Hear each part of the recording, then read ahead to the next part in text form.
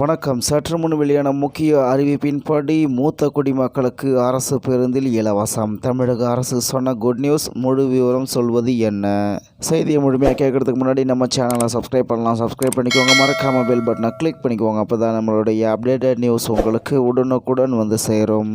மூத்த குடிமக்கள், மாற்றுத்திறனாளிகள் மற்றும் பார்வை குறைபாடு உள்ளவர்களுக்கு அரசு பேருந்தில் இலவசம் என தமிழக அரசு தெரிவித்துள்ளது. இது தொடர்பான முழு விவரங்களை இந்த செய்தியில் தெரிந்து கொள்ளலாம். தமிழகத்தில் சட்டப்பேரவை தேர்தல் திருவிழா இறுதி கட்டத்தை எட்டியுள்ளது. ஏப்ரல் 23ஆம் தேதி, அதாவது நாளை மறுதினம் 234 தொகுதிகளுக்கும் ஒரே கட்டமாக வாக்குப்பதிவு நடைபெற உள்ளது. மக்கள் தங்கள் சொந்த ஊர்களுக்கு சென்று வாக்களிக்க சென்னை, கோவை என பல்வேறு நகரங்களில் இருந்து படையெடுத்து செல்வார்கள். இந்த நிலையில் தமிழ்நாடு சட்டமன்ற தேர்தல் வாக்குப்பதிவு நடைபெறும் நாளில் தேர்தல் ஆணையத்தின் அறிவுறுத்தல்களின்படி மூத்த குடிமக்கள், மாற்றுத்திறனாளிகள் மற்றும் பார்வை குறைபாடு உள்ளவர்கள் தங்களது வாக்குகளை பதிவு செய்ய சாதாரண கட்டண பேருந்துகளில் பயணம் செய்யும் போது கட்டணமின்றி பயணம் செய்யலாம் என தமிழக அரசு போக்குவரத்து துறை தெரிவித்துள்ளது.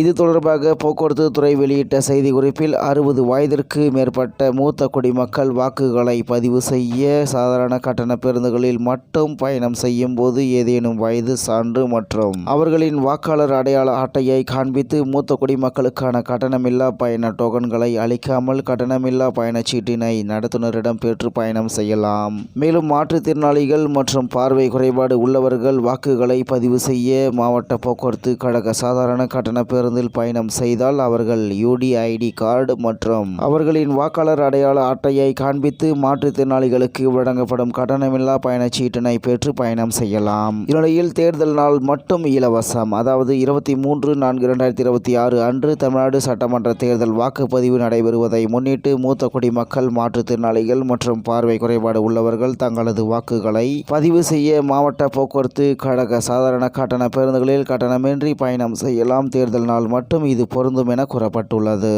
அதன்படி அந்த 3 நாட்களில் மட்டும் மொத்தம் 5089 வழக்கமான பேருந்துகளும் கூடுதலாக 5574 சிறப்பு பேருந்துகளும் என மொத்தம் 10,663 முறை பேருந்துகள் இயக்கப்பட உள்ளது என்று தகவல் வெளியாகி உள்ளது என்பது குறிப்பிடத்தக்கது. இத்துடன் இன்றைய முக்கிய செய்தி நிறைவு. மேலும் இது போன்ற செய்திகளை உடனுக்குடன் தெரிந்து கொள்ள RK நியூஸ் தமிழ்நாடு சேனலுடன் இருங்கள். நன்றி, வணக்கம்.